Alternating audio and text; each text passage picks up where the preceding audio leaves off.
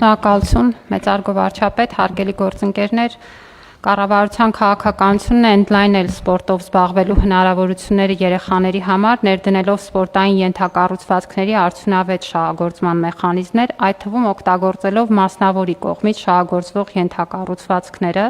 Այս տրամաբանությամբ մենք 2024 թվականից փորձնական ծրագրի ձևաչափով իրականացնում էինք մարզերում դպրոցահասակ երեխաների լողի պարապմունքների ֆինանսավորման ծրագիրը մասնավոր լողավազաններում եւ պետք է ասել, որ արդեն իսկ այդ ծրագրի շնորհիվ մենք ունենք Ապարանում, Վանաձորում, Մեծամորում, Իջևանում եւ Հրազդանում այս մեխանիզմով արդեն հարյուրավոր երեխաներ, որոնք սովորում են լող մարզաձևը եւ նրանցից ոմանք նույնիսկ ունեն բավականին լավ արդյունքներ եւ մասնակցում են նաև տարբեր մրցաշարերի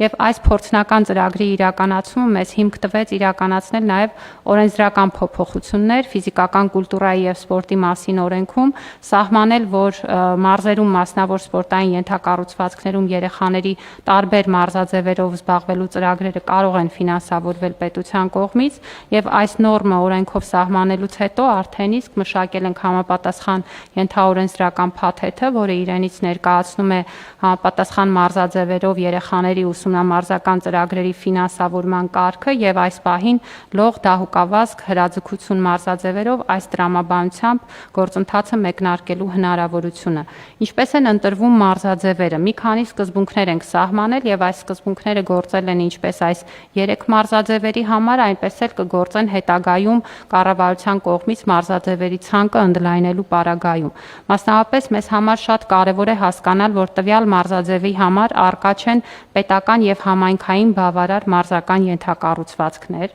Կարևոր է, որ տվյալ մարզաձևը լինի օլիմպիական մարզաձև, ինչպես նաեւ կարևոր է, որպեսզի մեզ համար ռազմավարական առաջնահերթություն լինի տվյալ մարզաձևով զբաղվող երեխաների թվի աճը եւ մարզաձևի մասսայականացման անհրաժեշտությունը։ Միևնույն ժամանակ կարգով սահմանվում են ենթակառուցվածքների ստանդարտներին համապատասխանության, օրինակ լողավազանները պետք է համապատասխանեն այն ստանդարտներին, որոնք գործում են մեր օրենսդրությամբ, նույնը հրաձգության եւ մյուս ուղղություններով, սահմանվում են նաեւ պահանջներ մարզիչների որակավորման մասով, որոնք պետք է աշխատեն երեխաների հետ, ինչպես նաեւ ուսումնամարզական ծրագրերի համապատասխանության, որպեսզի վստահ լինենք, որ բովանդակությունը հենց այն է, ինչ որ պետք է լինի։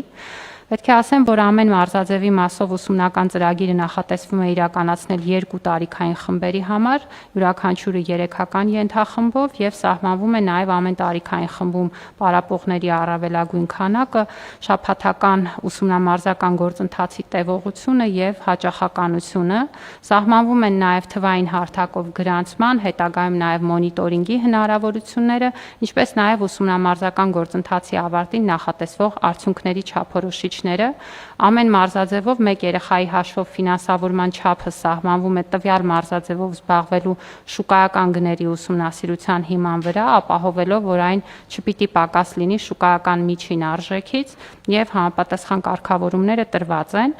Սրա հիման վրա պետք է իրականացվեն դրամաշնորհային մրցույթներ, այս չափորոշիչներին համապատասխանող կառույցները կկարողանան դիմել եւ եթե անցեն մրցութային գործընթացը, արդեն կկարողանան մեկնարկել նաեւ տվյալ մարզական ենթակառուցվածքի տեղակայման համայնքում պետական դպրոցների համապատասխան տարիքային խմբերի երեխաների գրանցումը։ Այսինքն դիցուք լողավազանը տեղակայված է Ապարանում, դա նշանակում է, որ Ապարանի